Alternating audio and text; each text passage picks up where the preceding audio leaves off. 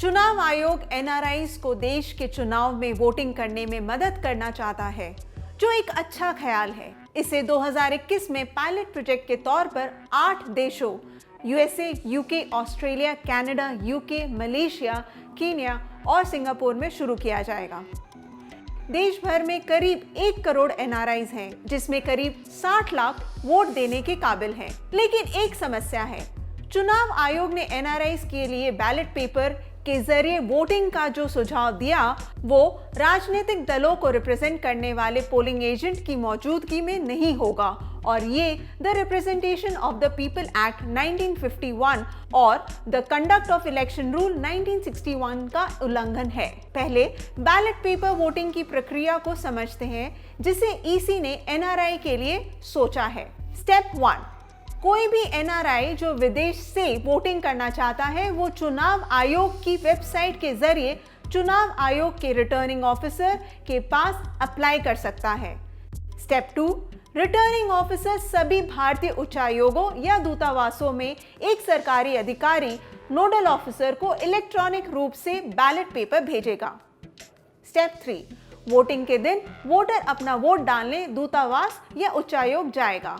Step 4, nodal officer एक सुरक्षित OTP का इस्तेमाल करके इलेक्ट्रॉनिक रूप से भेजे गए पोस्टल बैलेट या ईटीपीबी को डाउनलोड करेगा और वोटर के पहचान को वेरीफाई करने के बाद इसे वोटर को दे देगा।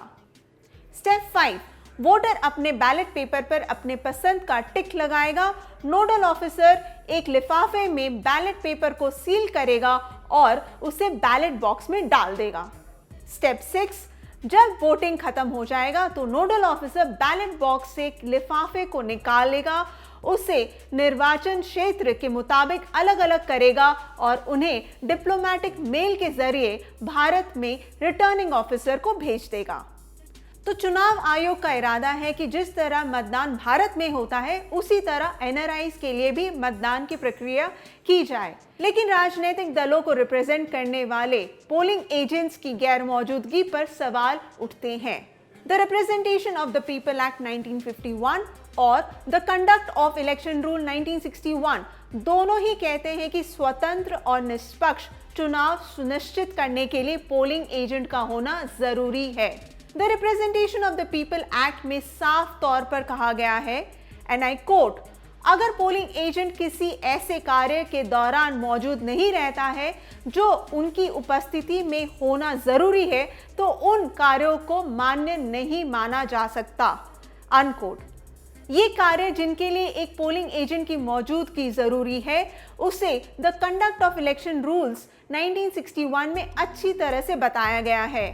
उदाहरण के तौर पर ये पोलिंग एजेंट के बारे में 3 महत्वपूर्ण बातें बताता है। वोटिंग शुरू होने से पहले प्रिसाइडिंग ऑफिसर सभी पोलिंग एजेंट को वोटर लिस्ट की एक मार्क्ड कॉपी के साथ ये दिखाएंगे कि बैलेट पेपर बॉक्स खाली है। कोई भी पोलिंग एजेंट प्रिसाइडिंग ऑफिसर के पास प्रति वोटर 2 रुपए नकद जमा करके किसी भी वोटर की पहचान को चुनौती दे सकता है। वोटिंग के बाद प्रिसाइडिंग ऑफिसर और पोलिंग एजेंट की देखरेख में बैलेट बॉक्स को बंद, सील और सुरक्षित किया जाएगा।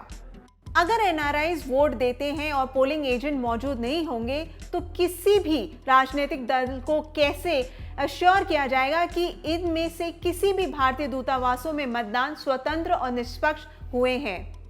एसोसिएशन फॉर डेमोक्रेटिक रिफॉर्म के फाउंडर मेंबर जगदीप चोकर ने क्विंट को बताया कि हर मतदाता की पहचान को साबित करने के लिए पोलिंग एजेंट मौजूद होने चाहिए। ये मौजूदा कानून है। इसके बिना चुनाव की प्रक्रिया पर गंभीर संदेह होगा। अब चुनाव आयोग कह सकता है कि दुनिया भर में हर भारतीय दूतावास में राजनीतिक दल को रिप्रेजेंट करने वाले पोलिंग एजेंट का होना संभव नहीं है। तो फिर एनआरआईज को अपने अपने देशों से कैसे वोट करना चाहिए? पूर्व मुख्य चुनाव आयुक्त एसवाई कुरैशी ने द क्विंट को बताया, एंड आई कोट, चुनाव आयोग निष्पक्ष चुनाव प्रक्रिया के लिए अलग अलग दूतावासों में पोलिंग एजेंट तैनात करने के लिए कुछ राष्ट्रीय राजनीतिक दलों को बता सकता है। ऐसा क्यों नहीं किया गया, ये मुझे पता नहीं। एनआरआई वोटिंग का मुद्दा छोटी छोटी चीजों के साथ थोड़ी पेचीदा है, अनकोट। एनआरआईज के लिए एक उपाय ये हो सकता है कि वो उसी तरह से वोट करें जिस तरह से सरकारी कर्मचारी विदेश में मतदान करते हैं। ऐसा कैसे होता है? उन्हें सीधे अपने रिटर्निंग ऑफिसर्स से एक बैलेट पेपर मिलता है जिसे वो भरते हैं, सील करते हैं और रिटर्निंग ऑफिसर को वापस मेल कर देते हैं। कोई तीसरा व्यक्ति, कोई भी सरकार की तरफ से नियुक्त नोडल ऑफिसर शामिल नहीं होता। तो क्या एनआरआईज विदेश में तैनात सरकारी कर्मचारियों की तरह वोट दे सकते हैं? एसवाई कुरैशी के मुताबिक, एंड आई कोट, एनआरआईज सरकारी कर्मचारियों की तरह वोट नहीं दे सकते क्योंकि एनआरआईज को कोई भी राजनीतिक पार्टी अपने पक्ष में वोट देने के लिए मजबूर कर सकती है या खरीद सकती है, अनकोट। लेकिन कुछ सवाल अभी भी बाकी है। चुनाव आयोग ने सरकार की तरफ से नियुक्त नोडल ऑफिसर को एनआरआईज के लिए वोटिंग प्रक्रिया में क्यों जोड़ा? इसके अलावा पोलिंग एजेंट को पूरी तरह से क्यों हटा दिया गया? उनकी गैर मौजूदगी में एनआरआई वोटिंग कैसे स्वतंत्र और निष्पक्ष होगा? हमने इन सवालों पर जवाब के लिए चुनाव आयोग को लिखा है। उनके जवाब का इंतजार है।